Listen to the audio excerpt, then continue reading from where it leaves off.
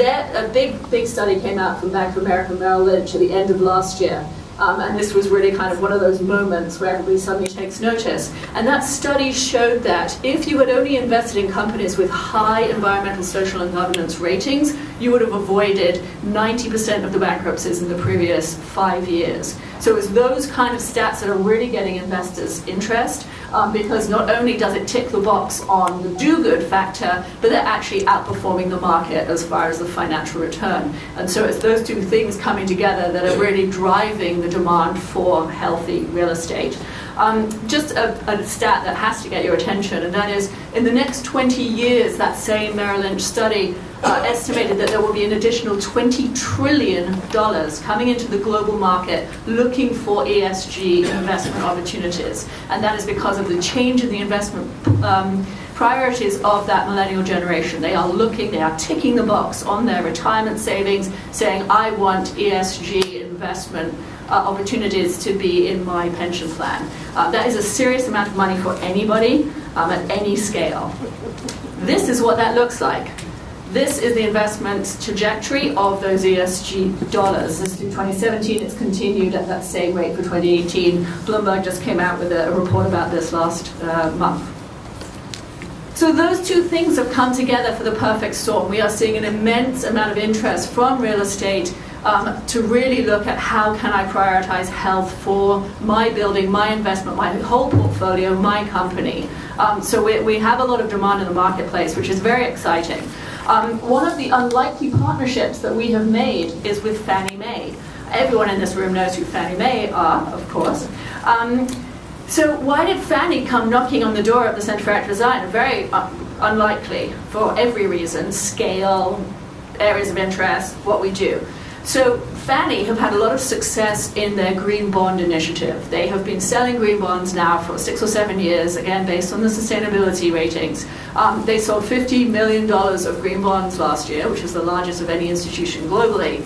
Fannie are interested in replicating that for health.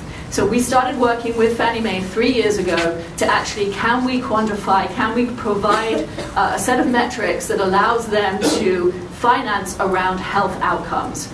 So together we expanded Fitwell to include multifamily, and they actually created a new loan product called Healthy Housing Rewards. Healthy Housing Rewards provides developers of affordable housing, and only affordable housing, a 15 basis point reduction in the loan of that building for permanent debt. If they are Fitwell certified, they also reimburse the fees for Fitwell certification. So that's the slide kind of giving you that in a nutshell.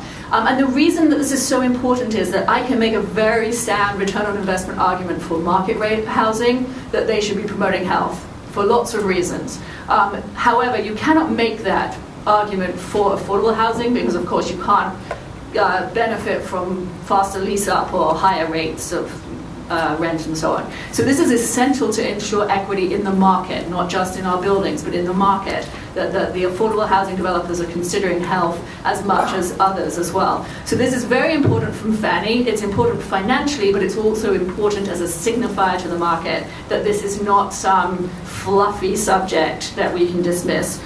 Fannie are going to bundle these loans together as a mortgage-backed security. Everyone in the room knows what that is.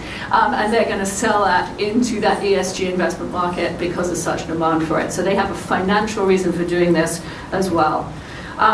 Since Fannie launched Healthy Housing Rewards just over a year ago, we've had other financial institutions now beginning to follow along. The Massachusetts Housing Partnership just told us a few weeks ago that they've created a similar financial product where you also get a 15 basis point reduction in your loan if they're funding. So it's really exciting because this is what's going to bring about that market transformation, changes in underwriting in the financial system. Should have been on the finance panel.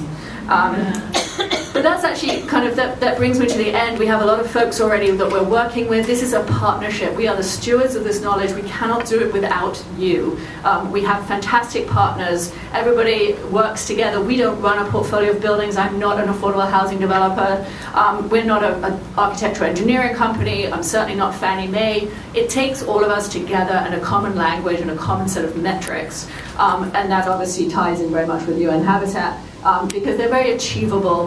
We are impacting health. How do we measure it? So that's kind of our next step, is like the metrics and measuring this and demonstrating impact as far as that's concerned. And I would say that, just to reiterate something that already came up, the other thing that health allows is for bringing the healthcare industry, insurance industry, into the conversation about financing housing. Because one of the greatest impact on health is just having housing of any kind.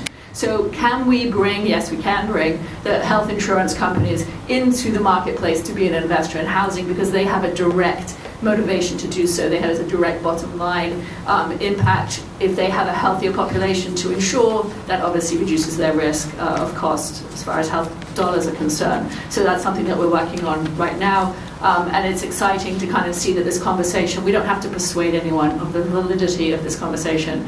So it's much more about how to do it rather than why we should do it. So thank you.